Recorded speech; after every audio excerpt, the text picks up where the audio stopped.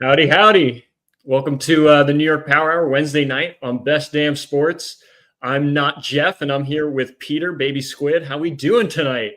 Hey, we're doing pretty good. We got to see the Knicks open up the season with a dub. That was pretty cool. That was pretty sweet. I have to say, it's just the two of us tonight. Ram is not here. He is currently in the Rainforest Cafe. Ash is not with us tonight. He is atoning for his mistake for last week and forgetting his anniversary with his wife. So he's in the penalty box this week and missing the show. But I don't know. I think we're really qualified to talk about the Knicks tonight because before the show, we had both mentioned that we only watched the fourth quarter. So we're going to give the full game analysis and our thoughts on the Knicks tonight because we're really big basketball fans, me and Peter. But I have to say, I mean, from a New York perspective, right? You look at how the season ended with the Mets. You look at how the season ended for the Yankees. You look at how the Jets and the Giants are playing and how the Rangers have fared so far. The Knicks give you the most optimism in New York right now, without a doubt. Do you disagree with that, Peter? Oh, 100%. I mean, since the Bills officially disassociated themselves as a New York sports team, with again tweeting out a good luck message to the Toronto Raptors. I mean, listen, it was a great performance all around. I mean, obviously, let me pull up the box score here. You have your, and I'll get rid of the banner temporarily. There we go. You have your, usual suspects. Jalen Brunson, 23 points. OG with 24. Karl-Anthony Towns, he was doubtful coming into the game. We weren't sure what you're going to get out of him, but if he gives you 19 and 11 rebounds, you take that every night. But the nice thing that really happened here was you had a great showing from the bench. You take this. Mikal Bridges at 15 points. Kolak, the rookie last year, didn't really play under Tibbs at 7 points. Landry Shamet had 9, and that was really the missing piece from last year's Tibbs team.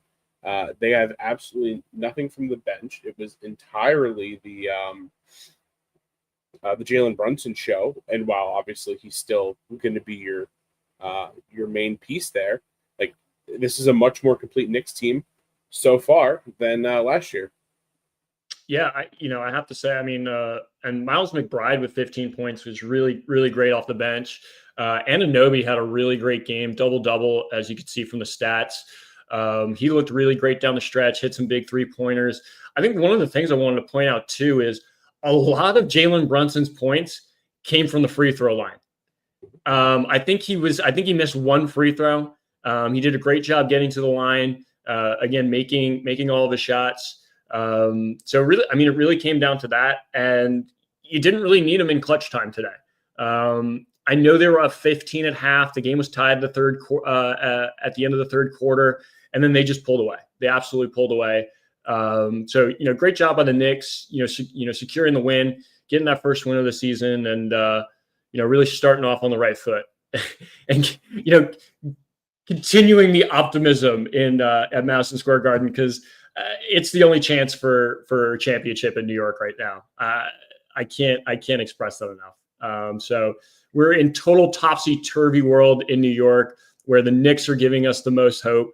And it's great to see them start off with a win and a win against the Cavs team that's also projected to make the finals out of the East. So a heavyweight matchup to start off the season, a good litmus test for the New York Knicks, and Mike Brown's team looked great. Very quick on the transition, good on the defensive end. I can't remember what the final score is, but, still solid on the defensive end and just really quick on the transition, getting a bunch of points off turnovers. So Knicks looked really great tonight against a good team. And, Knicks fans have a lot to look forward to this season. Absolutely. My internet might be acting weird. At least my video is delayed. I don't know if my audio's on cue. But also, while we're talking about Madison Square Garden, while it obviously ended in a loss for us Ranger fans, we finally got our first goal at home. It only took 181 minutes at home for us to score our first goal of the season. It has been brutal watching the Rangers at Madison Square Garden, which is so weird because they've been so solid in the previous years at home. And it's been night after night laying an egg on the home ice. So it was really great to see them score, and then do absolutely nothing for the other 59 minutes of the game, losing 3-1 to Minnesota, who's I would say a fringe playoff team in the Central Division. If you have those championship aspirations, those are the teams you have to beat at the beginning of the season, and scoring one goal isn't going to be enough. I mean, I know Igor Shesterkin is otherworldly, but you got to get some offense behind this guy, or sorry, in front of this guy. I mean, it is insane the firepower that this team has, and they can't score any goals. No, honestly, it's almost embarrassing. I mean, you have like when are these guys going to show up? When is Zibanejad going to start playing like we expect him to? When is Panarin going to step up? He's supposed to be the offensive leader of this team, and it's just no one's giving you enough. Like it's with a player like Shesterkin in goal, you should not have a plus minus goal rating of 1. That's unacceptable. Yeah. No, it really is crazy, and I don't know. I don't know if it's just Mike Sullivan's new system, and the guys are still adjusting to it. I know I said this last week, but I think Zibanejad took some time off in the preseason. I don't think Panarin played in a single preseason game, so I think he's still adjusting. But I mean, you got to at some point start sacrificing some defense for some offense here. Start getting a little bit more aggressive. Stop being so passive by the defensemen, and really start working them into the play. It's nonsense. It's really just nonsense at this point. The lack of offense that's occurring right now at Madison Square Garden. Just some numbers too, and it's really eye opening. Because here's the crazy thing, Peter. 2 years ago, this team was the best offensive team in the NHL. Right? I mean, you looked at them up and down, line 1 to line 4, and you said, "Hey, any one of these lines can produce goals. Any one of these lines can produce goals." And now you can't even get your first line to produce a goal. It's absurd. It's absolutely absurd. And on top of that, one of the best power plays in the NHL 2 years ago. I mean, you would hope and pray that you send this team to the power play as a fan, because it was almost a shoo-in that they were going to score. I think they were scoring at a 30 or 40% clip on the power play 2 years ago, and now you're 26th. You're 26th in the power play. Now, last year I think they were 28th. And there's a number of reasons why that was, but here we are, same crew or similar crew. I mean, you don't have Chris Kreider anymore, but now you have JT Miller, you still have Mika Zibanejad, you have Artemi Panarin, you have Adam Fox. Why are these guys not producing on the power play anymore? 26th in the league in power play this year. But flip it. I'll give them their credit here. 7th on the penalty kill. And that was a big point of emphasis, is improving the defense. So 7th on the penalty kill. And here's the stat that's really making me crazy here. Faceoffs won, which I mean determines how well you're controlling the game. They're 6th in the NHL in faceoff percentage right now. You are controlling the puck. You have the puck, and you can't score. What is going? Where is the disconnect here? Where's the disconnect? They're middle in the pack in shots allowed. They're middle of the pack in shots taken. So it's not that. They're producing the opportunities. They're holding the puck. They're just not getting it into the net. And so you just hope. You hope as a Rangers fan, and I know I've said this a million times, the law of averages just start to kick in. Eventually the pucks are going to go across the net. And it did. It absolutely did Monday night, but only once. And that's not going to get it done. That's not going to get it done. 31st in goals for per game, but 3rd in the league in goals against. So you got to start doing some give and take here. Yeah, no, you hope at some point the goals are going to come, but we're bleeding a year or two now where it's just been utter disappointment from the Rangers after 2 years ago they won the 2 full years ago they won the Player President's Trophy. It's just and it's more or less the same core. So yeah, Yeah. it's surprising. And I don't know if my comment pulled up more than just acknowledging hello. My screen was lagging, so I don't know if Ed came up. But on to more exciting, while still not good, but exciting. The New York Giants.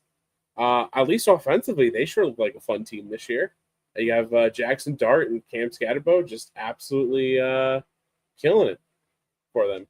Yeah, I mean, look at the stat line for Jackson Dart this past week: 283 passing yards, 3 touchdowns, 1 interception. I mean, that's a recipe for a win. 32 points. I mean, how could you lose such a game, right, Peter? Wow, If I great told you question. your quarterback threw for 283, 3 touchdowns, and you had 32 points, what if let me take this a step further. Let me tell you that your team was up 19 points going into the fourth quarter. And let me take it one more step further, that in all of NFL history, the last 1600 games, the last 1600 games where the team was winning by 19 points in the fourth quarter, they won. And what would you say to me? What would you say to me, Peter? It seems like a pretty solid W. It just seemed like it all lined up for the win. But this is New York we're talking about. This is New York sports that we're talking about. We're not talking about the New York Knicks. We're talking everyone but the New York Knicks, who have not brought any joy to New York sports.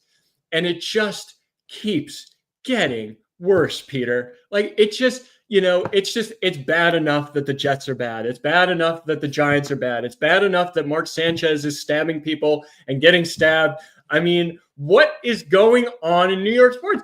19-point lead in the fourth quarter. In the fourth quarter, you were shutting out the Broncos, Bo Nix and the Broncos, for 3 straight quarters, and you laid an egg and let up 33 points in the fourth quarter to lose 33-32. What happened? That's terrible, quite honestly. Now, again, with the Giants fans, you still have things to be excited about. Granted, it's all on the offense.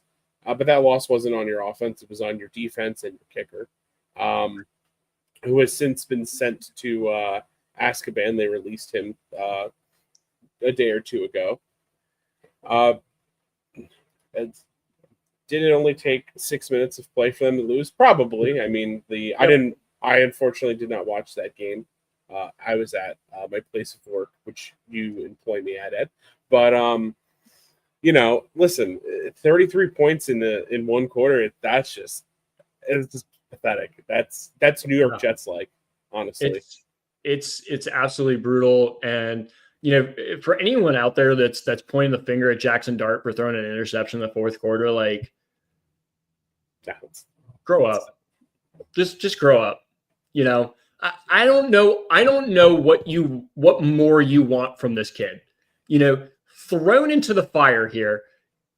Trying to give Brian Dable a chance to keep his job, and has done nothing but ignite this team that had no tinder under it at all. At all. Like, right? There was nothing that was going to light this team up. And he just absolutely came along and just started a spark. Him and I'll give Cam Scatterbo his dues here. I mean, he's done a heck of a job as well. But there was nothing exciting about this team. Malik Neighbors looks great, but I mean, how much can a wide receiver do on his own, right? Someone's got to throw him the ball, right? The front line, the defensive line looks great, but if you can't stop a passing game, there's no point in having an elite front eight. Yeah, I mean, don't get me wrong. His completion percentage left a little bit to be desired. It was like 15 for 32 or 33. But he brought the team with the lead. Obviously, again, what else do you want from a rookie quarterback? He's not playing both sides of the ball. And yeah, again, Cam Scatterbo had 86 yards rushing. He caught a touchdown. He's the past 3-4 weeks he's scored in every game. He's just been killing it too. I know it's a very disappointing loss, and it's a very tough pill to swallow for Giants fans, but at least there's hope for your future. Like, your quarterback and wide receiver might be the most exciting young duo in the league. Yeah, Yeah, no, and there's definitely pieces to desire there, and I think a lot of it has to do with Jackson Dart starting. I don't think there was a lot of excitement with Russell Wilson, and we'll talk about him in a little bit, but bringing Jackson Dart in there, getting that dynamic of the run pass option as well, having that dual threat. I want to say he ran for 50 plus yards this past week as well. So it just adds another dynamic to the Giants offense here, and is really just sparking this team. They just got to figure out how to win.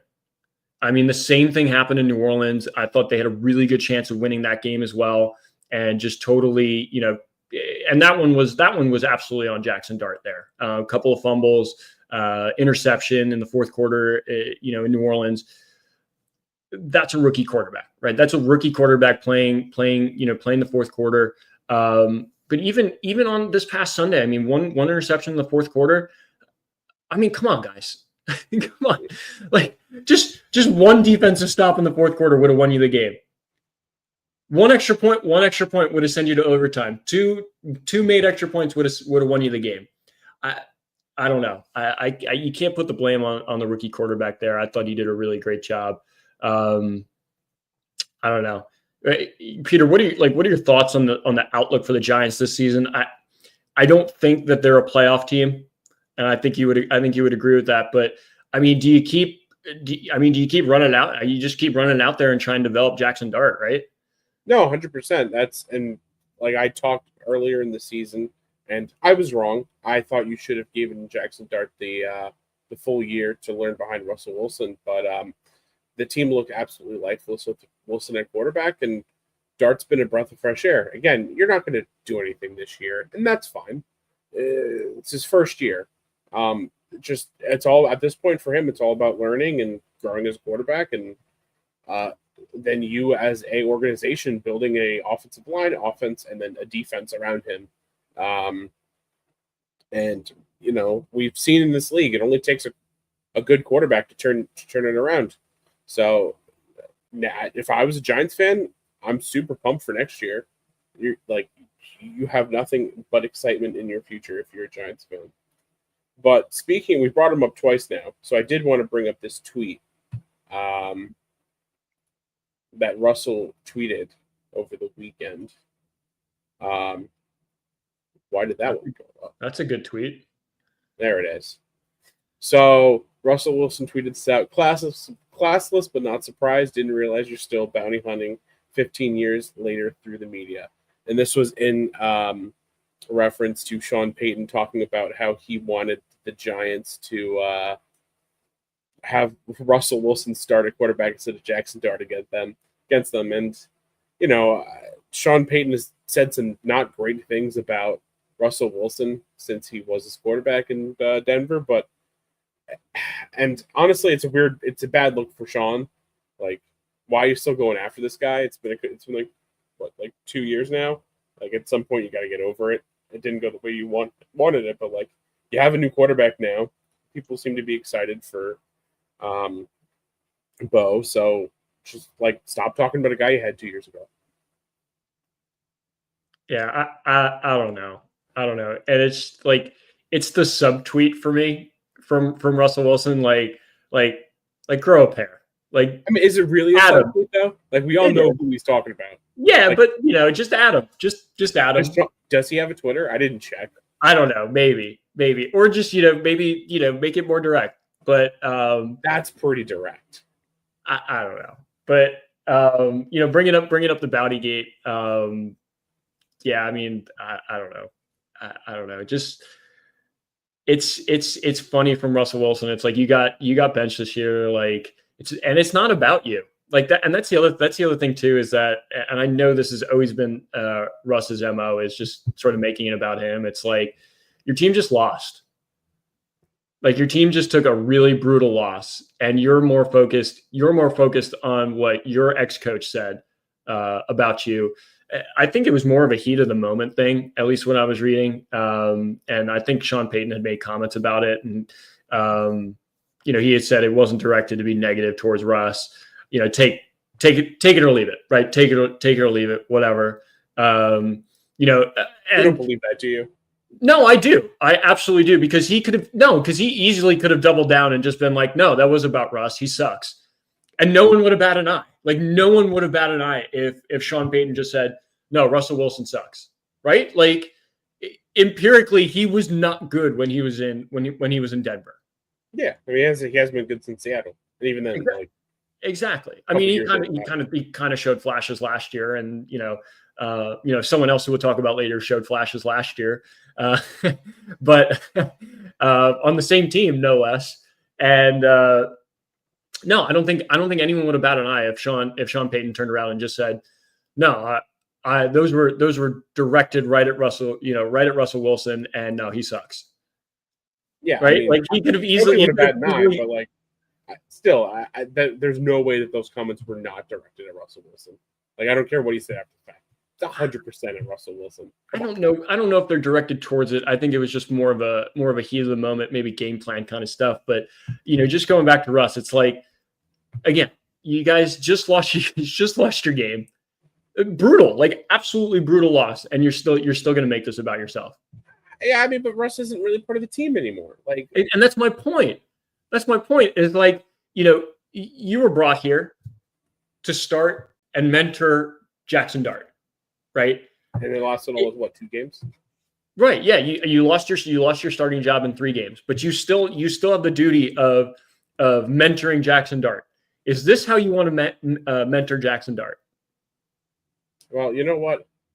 From my experience of what I've seen from these two, from Jackson Dart and from Cam Scatterbo, I don't know if they can read, so they probably won't even see this. So it's probably not that big of a deal. I don't know. Jackson Dart went to Ole Miss, and that's a higher class of education. Oh yeah, you know those football guys, they take their college experience really seriously. Yes, those 6 credits of yoga and lawn care were very, very important, very imperative in their learning experience. Yeah, student comes first in student athlete. Everybody knows that. But yeah, I don't know. It's just I think it's just really thin-skinned of Russell Wilson to tweet it out after the game. And reading about it, I agree. I 100% agree. It is very thin-skinned, but also at the same token, like I think Sean was dumb to say anything. Like I think it's a worse look for Sean Payton. Yeah, I guess. I guess because I guess Sean Payton's still in the spotlight, right? Like he's actually functioning on with or on a team, whereas Russ is kind of the second man. It's like, all right, like cool. It's like that yappy chihuahua behind the fence. It's like, okay, cool. Thanks. I'm not really scared, but I can hear what you're saying. To be paid $85 million not to play for a team, it really speaks volumes. And I guess Peter, to your point, it's like you don't really have to say anything after that. Right. It's like, I think everyone gets it. And, like I said before, Sean could have easily came out today and said, no, I actually meant what I said. And Russell Wilson sucks. And I hope he just continues to rot on the bench for the New York Giants. Like, and everyone would just been like, yeah, okay. I think Denver might have thrown him parade because the Denver fan base is not a fan of Russell Wilson. I mean, I don't blame them. He didn't give them anything to be a fan about. He was pretty bad. He was god awful.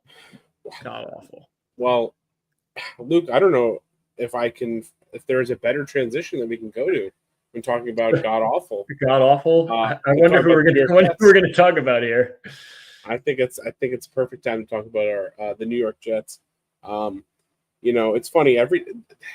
This is why I don't believe in rock bottom, because if the New York Jets have taught me anything, is when you think you hit rock bottom, oh no, it's only the beginning.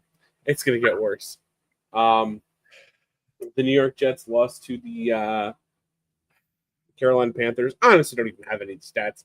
None of the stats matter. I don't like it. They don't care. Nobody cares. I think, but here's one stat that we can both agree on. The Carolina Panthers are not a good team. No, they are not. They are not. Okay. Even though they're 4-2, 4-3. Are they really? I know they have the same record as the Chiefs. That's all I know. Oh, okay. Then they're like 3 and something. Yeah. I'll pull it up right now. You start your sad monologue, and I'll try and dig you out of the grave here. So, Luke, did you hear what Woody Johnson said about Justin Fields this week? I did, and I'm curious what your thoughts are on it, because you've been very quiet about it. Well, my thoughts are this: he's right, but the owner can't fucking say that. Like, I should be a good podcast person and pull up the direct quotes. I just been so upset about the Jets that I haven't. I don't know. I didn't want to do like I pulled up stuff for the Knicks. I even pulled up a little bit of stuff for. There we go. I have the quote here. Woody Johnson said, "It's hard when you have a quarterback with the rating that we've got. He has the ability, but something's just not jiving." He also added, "If we could just complete a pass, it would look good." Again, he's not wrong, but your owner can't say that, especially when your owner, as a owner, is worse than Justin Fields is as a quarterback. I'm sure if you're a fan of the NFL at all, you are familiar with those fun little grades they do when they interview all the players and all the teams get grades. Well, Woody, your grade last year was F. You were ranked 32nd out of 32 teams, and nobody had a kind word to say about you.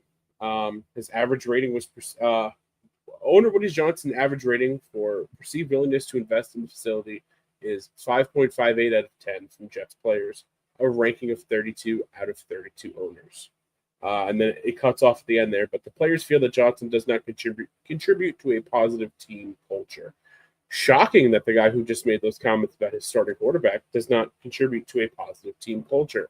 I, for one, am shocked. But again, there's just a circus. He's an idiot. He says dumb things that owners should not say. Say whatever you want about Jerry Jones, but Jerry Jones says dumb things about players that he shouldn't have traded, not players that are currently on his team. And again, say what you want about Jerry Jones, but Jerry Jones at one point in his life showed that he was he was a good NFL owner. Is he long past it? Absolutely. But at one point he had it. Woody Johnson's never had it at any point of his life. He's the worst owner in football. Again, I've been saying it for the past 3-4 weeks now. This is a parity league. It is hard. It is harder to be consistently bad for 15 years than to 1 year be accidentally good. And the Jets, they're dog shit, and it's just getting worse every week. Yeah. What are your thoughts on him backing Aaron Glenn? I mean, what else is he going to do? I mean, he shit on the quarterback. You have to protect somebody. He says here that he hugs Glenn every week. And I have the quote here. Why does it keep pulling up the old one? There we go. Woody Johnson said he hugs Aaron Glenn all the time and tells him he believes in him. And at the bottom, I thought it was funny, so I kept it. Take notes, Dad. Yeah. Can I send that to my dad? Absolutely, you totally. I'll DM it to you after the show, please. But it's just make sure it ends up in my DMs, not like when I message Ram. Yeah, no and send him video and send him videos. I swear, if he's watching right now, the video is still on its way. You can definitely upload it later. And I also wouldn't want that hug. But no, I mean, listen, he just fired Robert Saleh. He was there for a couple of years. Before that, it was Adam Gates. It's just been a circus of Jets quarterbacks, and they all seem to get worse and worse. In fact, honestly, if you told me that that Glenn is actually just Robert Saleh in a mask, I'd believe it. Like, are the Jets okay? It pains me because I saw Aaron Glenn come from the Lions, and I am such a big fan of Dan Campbell and everything Dan Campbell has done. And I thought, like, why not bring some of that here? But it looks like it's just they got the wrong offense. They got the wrong coordinator, apparently. Yeah, I've thought a lot about this, Peter, and I know you're not going to like my take here, but I like Woody Johnson's comments. Like no, I do. I like him. I mean, back the coach, right? I don't think Aaron Glenn's doing anything wrong, right? He's still trying to establish a culture in New York. He's trying to establish a culture with this team. Your quarterback sucks. Like, what do you want Woody Johnson to say? Oh, Justin Field, you're doing such a good job. You're doing a great job, bud. Like, you look so good out there. No, like, dude, he sucks. Like, he sucks. And the team has invested what is $30 million in guaranteed money, which is not a lot for a quarterback. But you think about the situation that they're in. You cut them at the end of the year. I can't remember, but you're stuck with I think at least $20 million in dead cap for next year, and you still owe Aaron Rodgers money. So it's very clear. It's either play well or sit your ass down. Like, I don't know. I don't know what you want him to say, Peter. Luke, can I tell you why I hate the comment? Okay. And let me bring it to your job. Say at your work, at your place of work, the worst performing person on your team goes, "Hey, you're not very good at your job." Like, if that came from a leader, it'd be like, okay, like a top performer, like, okay, like even if he should or shouldn't say that, his words have weight. But someone who is ranked 32nd out of 32 owners should not make comments about like that, because again, look in the mirror, buddy, because any owner can say that same shit about you. Like, you are a worse owner than Justin Fields is a quarterback, and that is saying something, because Justin Fields is not a good quarterback. Yeah, I don't know. I think yeah, I could see that. I can see that, Ed, but still, I mean, what do you I don't know. It seems like this team needs a fire lit under it, right? And But that's not the coach's. That's not the owner's job. That's the coach's job. Right.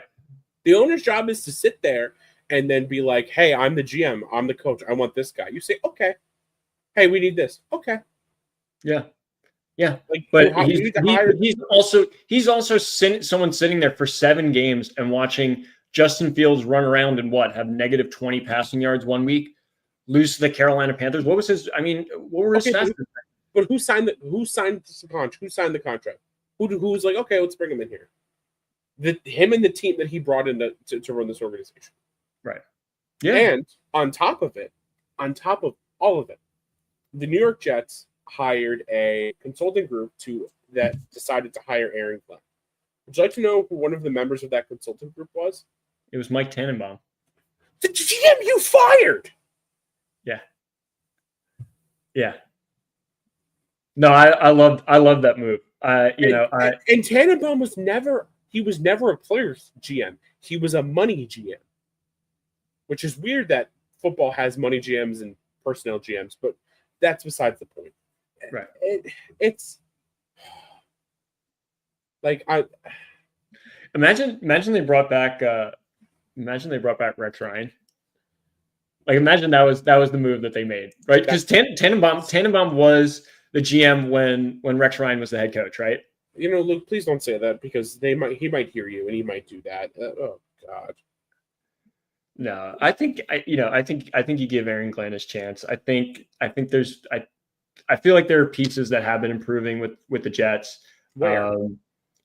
You can see the number of penalties have decreased. You're not worse than the league anymore. You're still in the back half in terms of flags against. But you're not dead country mile. But you're not dead last in the league anymore, which is a positive, right? We got to start taking the positives, Peter. Like, it's baby steps, right? Like, you can't go from, this isn't a league where you go from worst to first overnight.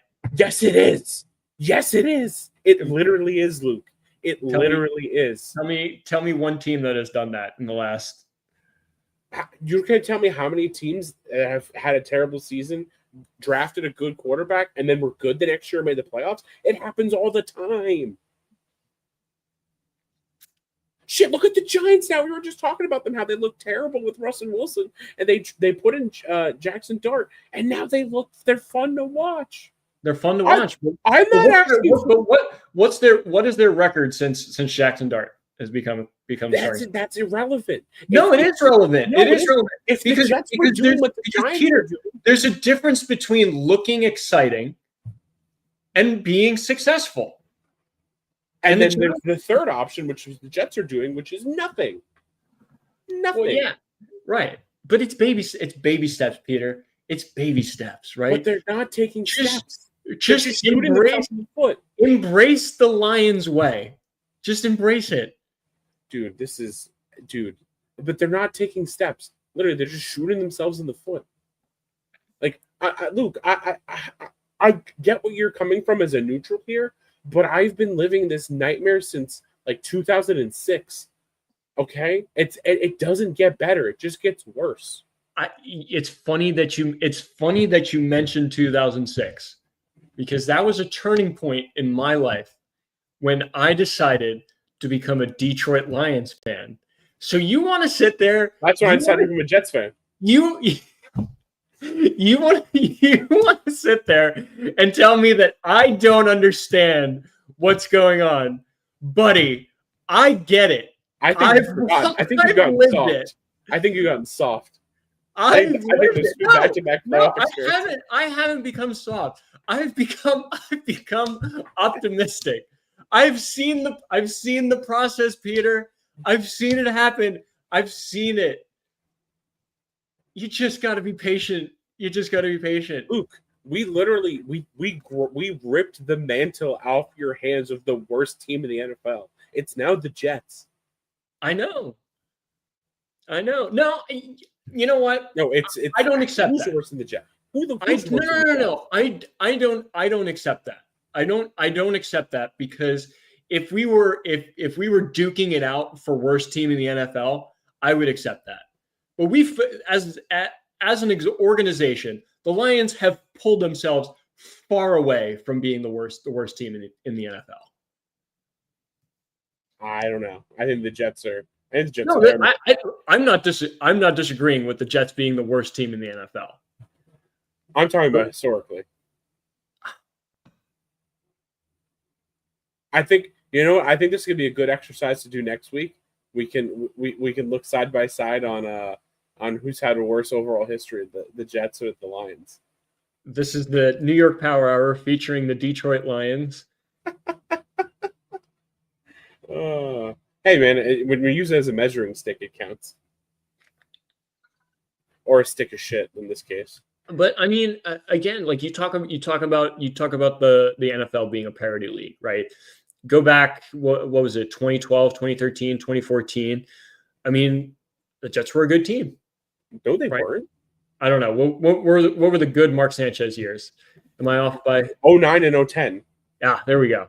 Those years. Remember those years? Yeah. 16 years ago? I do remember those years. Right? I was a sophomore in high school. I'm now 30 years old. And also, again, 09, you snuck into the playoffs and you went on a beautiful run, and then you got absolutely the shit kicked out of you by Peyton Manning Colts. Fine. 2010 was beautiful. You again, you didn't win the division though. But you know what? I think they beat. I don't remember who they beat in the wild card game. I think it was the Bengals, the Carson Brown Bengals, and then the greatest game I've ever seen in my life. The Jets went in New England and beat the shit out of Tom. No, I'm sorry. They beat the Peyton Manning Colts the first game, 2010. It was beautiful. Then you beat Tom Brady in Foxborough, and then I don't want to talk about that next game. But listen, man, it's just that's all I have. Those 2 years, that's all I have. And they were 09 was not heartbreaking. I was just happy to be there. 10 was just devastating. Right, where you build expectations from the previous year. You don't allow the Steelers to score a single point in the second half, and you still lose the game. It hurt. And then they followed it up. They haven't made the playoffs since. Right. In 2015 was the closest you got with Ryan Fitzpatrick. You had to win the last game of the season against the Bills to get in, and he threw, I think, 5 picks. So yeah, I think he was a double agent that game. yeah. The Jets haven't sniffed the playoffs since 2015. Haven't even gotten close. When was the last time they won the division? 2002. Was that Chad Pennington was the quarterback? It sure was. Yeah, Yeah. the good old days. And again, the Colts have more AFC East titles than the Jets do, and the Houston Oilers are tied with 4. I'm not even gonna fact check you on No, that. it's true. I pulled up. Were you not here like what 2 weeks ago? Last week? This was last week. This was last week. That's what I'm saying. I didn't even fact check you over the week. I'll take your word for it. If there's That's a great question, Ed. I don't remember because he's been an owner since I've been paying attention. But I want to say, when did Belichick quit after 24 hours? What was it, 2000? So I think it was around 2000 that he bought the team. The old owner was January 11th, 2000. At the time, it was an NFL record for $635 million. Yeah, Leon Hess was the owner before that. I remember. Yep. And then Bill Belichick quit after being the head coach for 24 hours on a cocktail napkin, and then went on to be the most successful head coach in my lifetime. So, yay! So Peter, let me ask you this, and we'll stay on the Jets train here. Do you bench Justin Fields at this point, or do you just let it ride with him? Yeah, you absolutely have to bench Justin. I mean, Tyrod Taylor has at least shown flashes of being an actual competent quarterback in the NFL. At no point has looked exciting. I mean, he hasn't looked exciting, I think, ever. But like, you know what you get out of him. It's a fine quality, whatever. Nothing special. He's not going to win you games. He's not going to lose you games either. The defense, unfortunately, is not anywhere near enough good enough to have a quarterback like that. But I mean, you can't keep going with Justin Fields. He had negative 15 total yards against the Broncos. We treated those poor people in London. They had to watch that game. That was terrible. Those poor people. Yeah, I see no reason you have to draft. You have to start Field. Like you can't. Not like I'm sorry if the Jets start Fields, that tells me everything I need to know about this organization and how stupid they all are. Yeah, 6 for 12, 46 yards, no touchdowns, no interceptions, sacked 3 times for 21 yards lost, QBR of 11.3, quarterback rating of 59.7, and he did also rush for 22 yards on 4 carries. Not great. Tyrod Taylor, not much better. 10 for 22, 126 yards, no touchdowns, 2 interceptions, sacked 3 times for 12 yards, 12.8 QBR, 25.9 quarterback rating, and ran for 11 yards on 3 carries. I don't think any of them either of them are winning you any games this season. I know no one in the organization wants to say this, but Peter, as a fan, do you want them to win any more games? No. I mean, unfortunately, this is one of the weaker draft classes. Although I will say it seems like Mendoza has been, he's been turning some heads with his play. So it looks like that might end up being their guy. But no, I mean, I don't want to win any more games. Like, unless you were getting towards the end of the season and the second to worst team has 2 or 3 wins where it doesn't matter anymore. But no, I want the number 1 pick, even though I'm sure the Jets are going to fuck it up because that's what the Jets do. Yeah, I don't know. I know it's tough as a fan to sit there and say you don't want to win any more games, but I think at this juncture of the season, you're not making the playoffs. You don't even want to play spoiler to other teams, right? Because who do you really have a rivalry with at this point, right? The Jets and the Jets fans. That's the rivalry. Yeah, that's that. But no, I mean, here's a perfect example of why I don't want to win. A couple years ago, It was we only got really 2 years of it, but it was a fun 2 years where the Patriots were just absolute dog water. It was the end of the season. We haven't beat the Patriots in a while, and we beat them in Foxborough. It was fun. I enjoyed every second of it, and that allowed the Patriots to draft May, and he looks really good now. So it was kind of our fault because if we were lost, we maybe could have drafted him and looked halfway decent. So yeah, I don't want to play spoiler at the end. It's not worth it. Was that Aaron Rodgers at quarterback, or was that No, that was was Wilson? that was I think it was a year or two before Aaron, I believe. Okay. It might have been a year. But yeah. Oh, and then you know what? And then one thing I do want to bring up. It's funny. Everyone, I even to this week, I was hearing, "Oh, Zach Wilson. Oh, the Jets should have kept Zach Wilson." Is the third? He was the backup going into the season with Miami Dolphins. He was relegated to the third starter.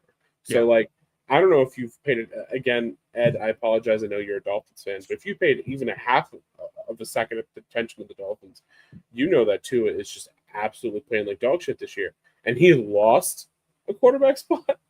Yeah. Are you kidding? Like that's oof. Yeah. So, yeah. I didn't have a lot of faith in Wilson when they drafted him.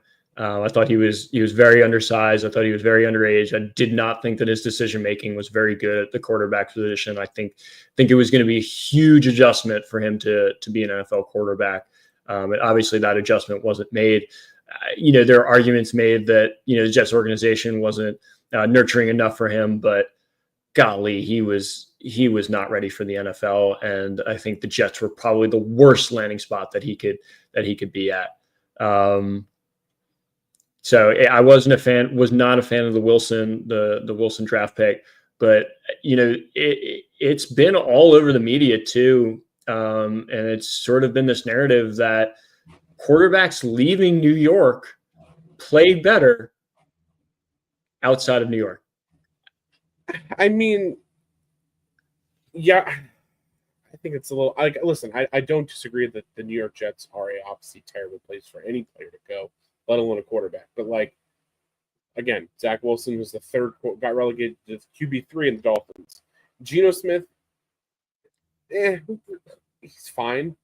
But Sam Darnold's obviously the guy that he obviously greatly improved leaving. And I think most Jets fans kind of saw the writing on the wall with that. Like the second he left, he was going to be good. And it's was good with the Vikings, and he's just as good with Seattle. So, I mean, yes, again, I agree.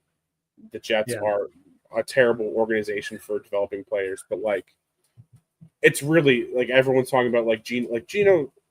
Would you want Geno Smith on the Lions? I feel like you wouldn't. Not really. Exactly. I mean, maybe last year I would consider it with how well he was playing in Seattle, but I think seeing him now in Vegas, it's maybe it was more Seattle that was making him a better player. I mean, he did have all the weapons to be successful. I think JSN was there last year as well, right? Because that's why they moved on from DK and Tyler Lockett. So he had plenty of weapons, and the same argument could be made for Sam Darnold. I mean, he had Justin Jefferson last year. He had Hawkinson. So there was plenty of options for Darnold to go to. And it's the same thing. It's just the same thing at the other side of East Rutherford. I mean, Daniel Jones has played really well in Indianapolis, but he also has Jonathan Taylor as his running back, and Jonathan Taylor is quite possibly the best running back in the league. Behind Gibbs. So it's a crazy narrative, and it's not just the Jets and the Giants. It's the Browns have also shown up with Baker Mayfield. Baker's looked really great in Tampa Bay, not just this season, but in previous seasons as well. Sort of taking the torch from Tom Brady after he left. And I know that sounds like Tom Brady's been there for years, but Tom Brady played well in Tampa for 3 years, won them a Super Bowl. And it was a hard slot to fill, and Baker did it, and he's done it really well. I I curse the Cleveland Browns for not letting Baker be Baker. And it kind of goes back to the whole Jackson Dart thing, like let Jackson be Jackson, let him do his thing. And it's exciting. And that's how you're going to win games. And that's how you're going to have good camaraderie in the locker room and with the roster. Speaking of being successful, speaking of doing well, we do have a World Series coming up. It starts on Friday. And surprise, surprise, it features neither of the New York teams. Who would have thought? Who would have thought? And who would have thought that the Los Angeles Dodgers, made it from the National League?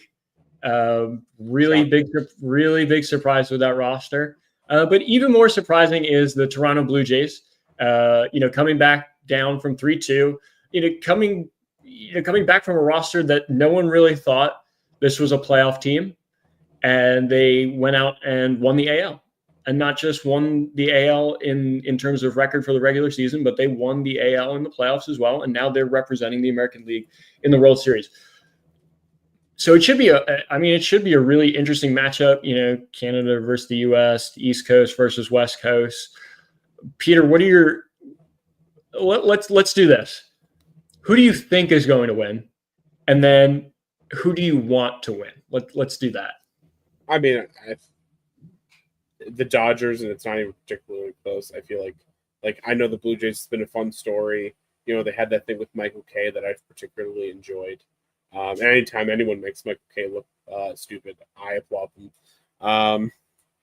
But I know you don't. I know you like him, but I'm sorry. I don't see any way that I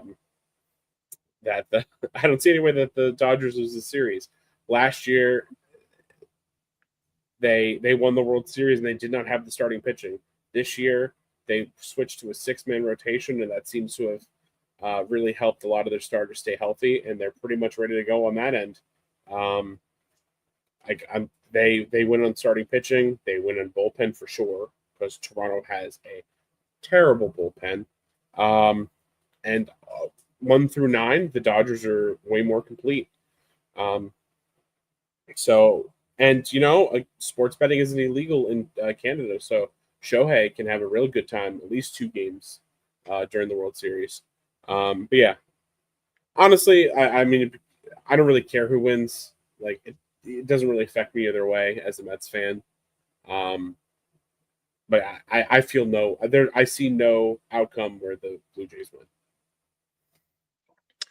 I won't go as far to say I don't see any outcome where the Blue Jays don't win. I mean, this team has surprised all season. They've surprised in the playoffs.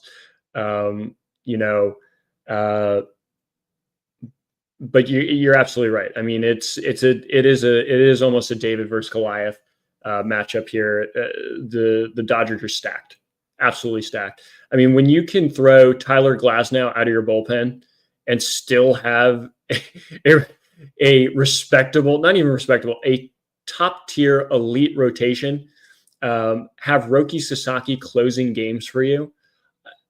It's nonsense. It's absolute nonsense.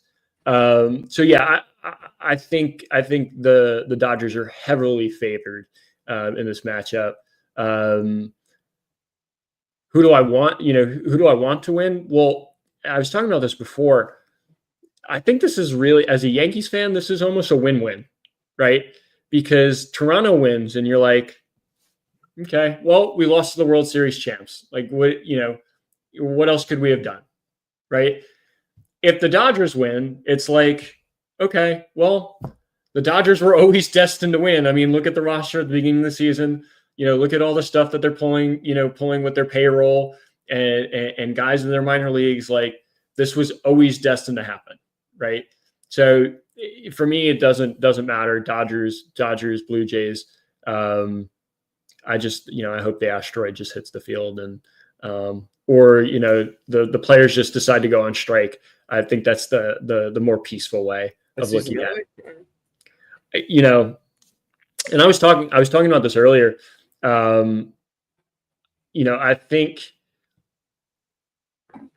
if the Dodgers win, I think if the Dodgers win again, I think there's going to be a lot of discussion in the CBA about how payroll works in the MLB. Listen, I mean, Luke, you know the way I feel about the whole payroll situation. Like it's not the Dodgers' fault that the Rays didn't want to pay either Glasnow or Snell. No, like what are they supposed to do? No, absolutely not. No, and I'm not. I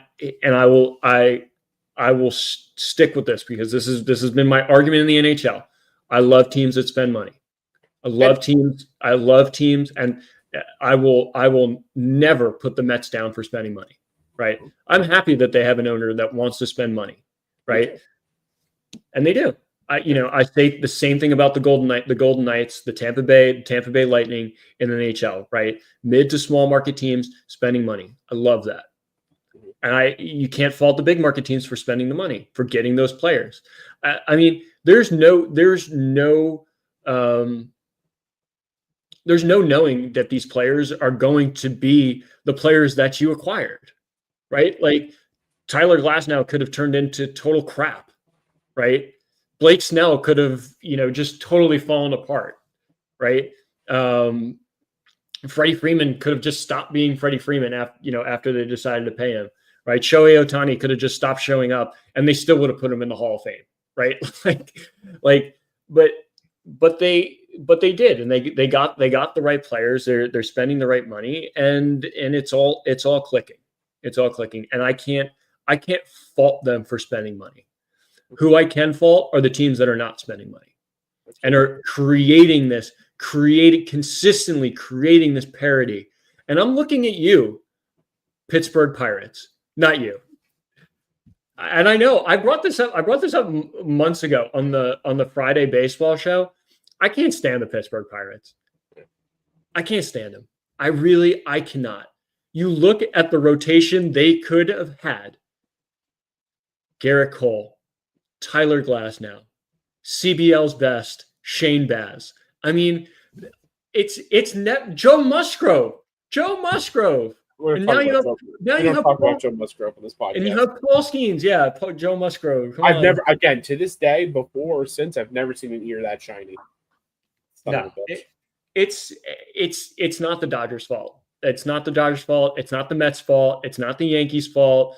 It's the teams that refuse to spend money that create this parity, and it needs to change. It really needs to change.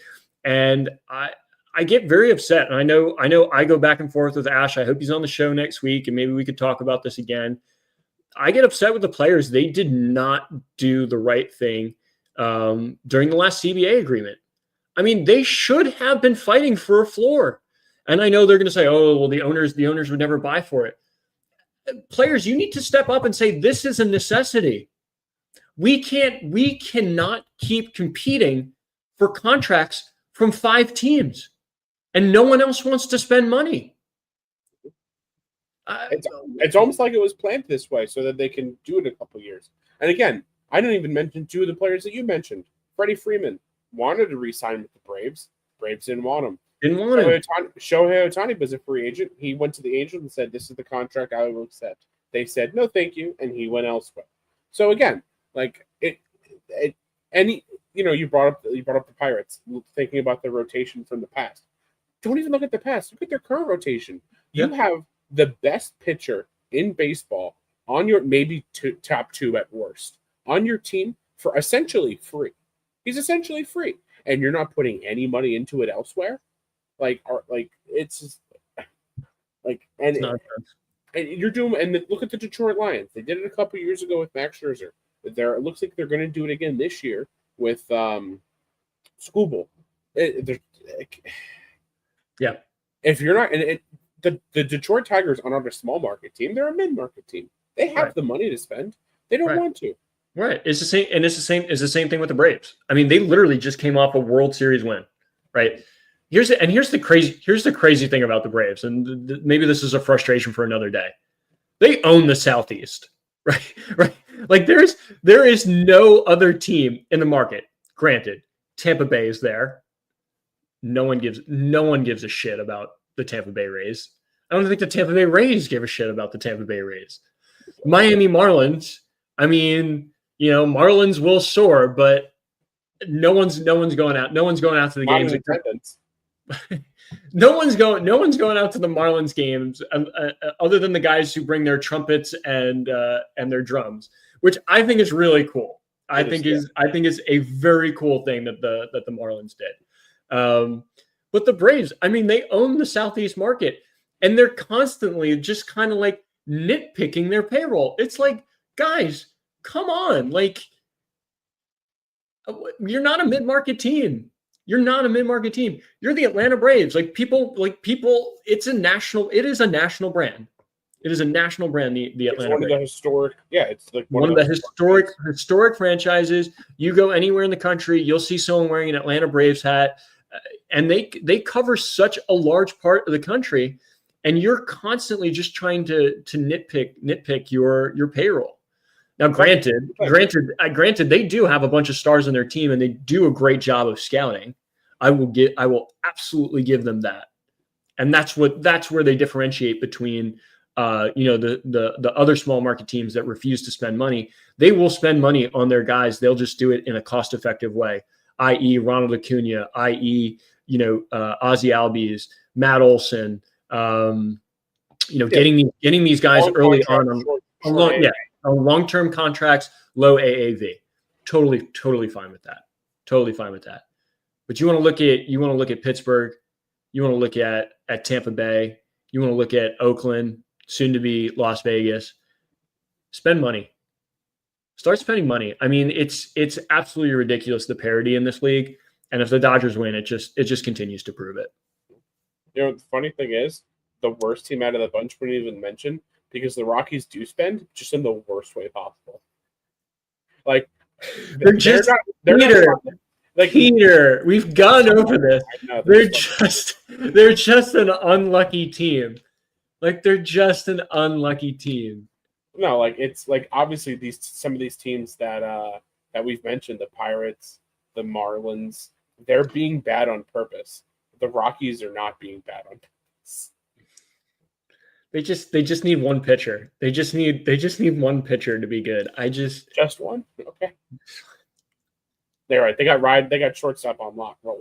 Ryan Ritter, he's the guy. Ryan Ritter's the guy. Hey, Hunter Goodman's a good player. I don't want. Amen. I agree with you there. The only good trade I've made in ABA was getting Hunter Goodman. That was it. Everything else has been a total bust.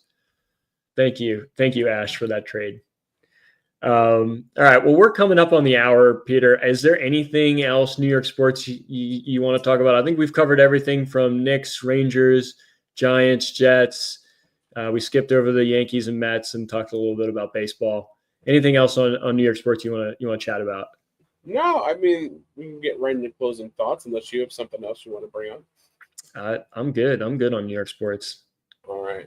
Let's see how you want to talk a couple minutes about how good Gibbs is. I won you a fantasy matchup. I have no problem, giving Gibbs his due and talking about how he's the greatest running back of all time. But I mean, go right ahead. He's not even the greatest running back of your franchise history. Settle down, bro. I know.